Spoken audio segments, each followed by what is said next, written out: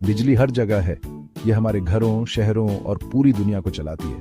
लेकिन क्या आपने कभी सोचा है कि ये कमाल की ऊर्जा कहाँ से आती है? बिजली बनाने का एक सबसे जरूरी तरीका है इलेक्ट्रिक जनरेटर नाम की मशीन।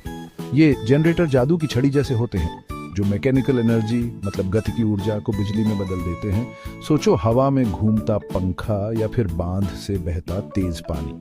ये मैकेनिकल एनर्जी के उदाहरण हैं जिनसे जनरेटर बिजली बनाते हैं, जिस पर हम रोज निर्भर करते हैं। जनरेटर आज की जिंदगी के लिए बहुत जरूरी है। ये हमारे घरों, दुकानों, स्कूलों और अस्पतालों को बिजली देते हैं। जनरेटर के बिना हमारी दुनिया अंधेरी और कम कनेक्टेड होती। जनरेटर कैसे काम करते हैं ये समझने के लिए हमें इलेक्ट्रोमैग्नेटिज्म की दुनिया में जाना होगा।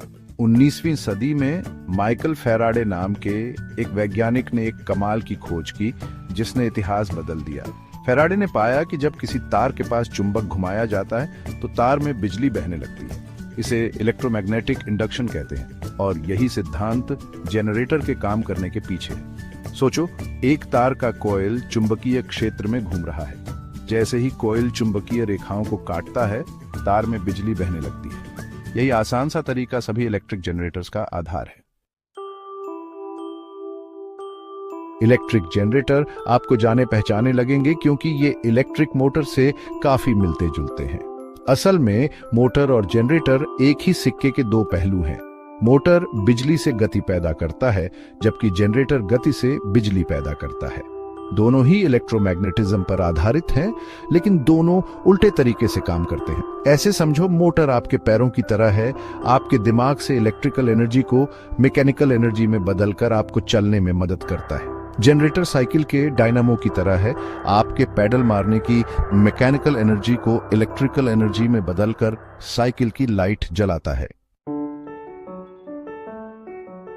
आइए जनरेटर के मुख्य पार्ट्स देखते हैं। रोटर, ये जनरेटर का घूमने वाला हिस्सा होता है जिसमें आमतौर पर तार के कॉइल्स होते हैं जिन्हें आर्मेचर कहते हैं। रोटर टरबाइन जैसे मैकेनिकल एनर्जी सोर्स से जुड़ा होता है। आर्मेचर तार के कॉइल्स का एक सेट होता है जो एक कोर के चारों ओर लिपटा होता है। जब रोटर घूमता है तो आर्मेचर चुंबकीय क्षेत्र को काटता है जिससे बिजली पैदा होती है। स्टेटर जनरेटर का स्थिर हिस्सा होता है जिसमें चुंबक होते हैं। स्टेटर का चुंबकीय क्षेत्र घूमते हुए आर्मेचर के साथ मिलकर बिजली पैदा करता है।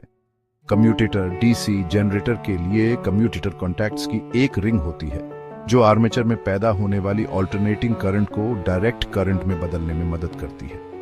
ये सभी पार्ट्स मिलकर मैकेनिकल एनर्जी को इलेक्ट्रिकल एनर्जी में बदलते हैं। रोटर घूमता है, आर्मेचर चुंबकीय क्षेत्र को काटता है और बस बिजली बन जाती है। भाग 5, दुनिया को ऊर्जा देना, पानी के पहिए से लेकर न्यूक्लियर फिशन तक। इलेक्ट्रिक जनरेटर कई तरह के मैकेनिकल एनर्जी सोर्सेज से चल सकते हैं। कुछ कॉमन सोर्सेज हैं। पानी, हाइड्रोइलेक्ट्रिक पावर प्लांट गिरते या बहते पानी के बल से टरबाइन घुमाते हैं जो जनरेटर से जुड़े होते हैं। कोयले से चलने वाले पावर प्लांट पानी गर्म करने के लिए कोयला जलाते हैं जिससे भाप बनती है जो टरबाइन चलाती है और बिजली पैदा करती है। न्यूक्लियर पावर प्लांट गर्मी पैदा करने के लिए न्यूक्लियर फिशन का इस्तेमाल करते हैं जिससे भाप बनती है और टरबाइन चलती है। हवा, पवन टरबाइन हवा की गतिज ऊर्जा से जनरेटर घुमाते हैं और बिजली पैदा करते हैं। मानव प्रयास, यहां तक कि इंसान की ताकत से भी बिजली पैदा की जा सकती है, जैसे कि डायनामो वाली साइकिल चलाकर। हर एनर्जी सोर्स के अपने फायदे और नुकसान होते हैं और वैज्ञानिक और इंजीनियर बिजली बनाने के और भी सस्टेनेबल और एफिशिएंट तरीके खोज रहे हैं।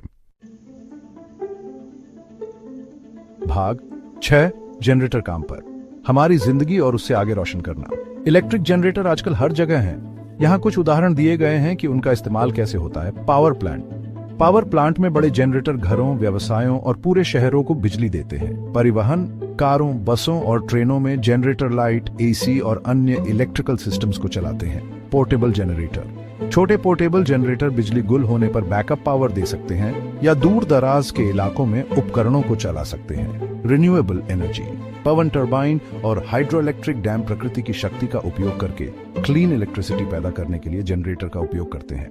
अगली बार जब आप लाइट जलाएं, फोन 4।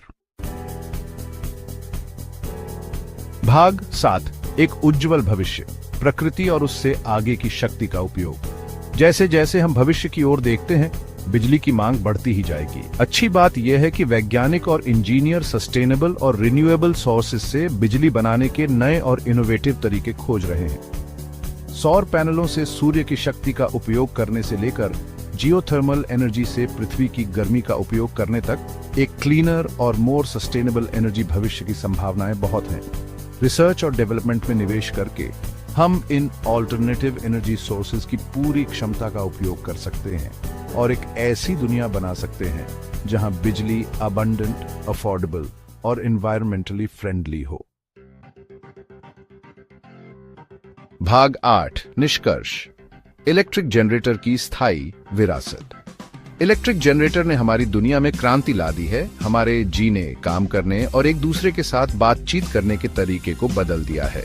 सबसे साधारण हैंड क्रैंक जनरेटर से लेकर सबसे सोफिस्टिकेटेड पावर प्लांट तक इन अद्भुत मशीनों ने हमारी जिंदगी को रोशन किया है और हमारी प्रगति को आगे बढ़ाया है। जैसे जैसे हम विज्ञान और तकनीक की सीमाओं का पता लगाते रहेंगे, इलेक्ट्रिक जनरेटर की स्थायी विरासत आने वाली पीढ़ियों के लिए हमारी दुनिया को आकार देती रहेगी।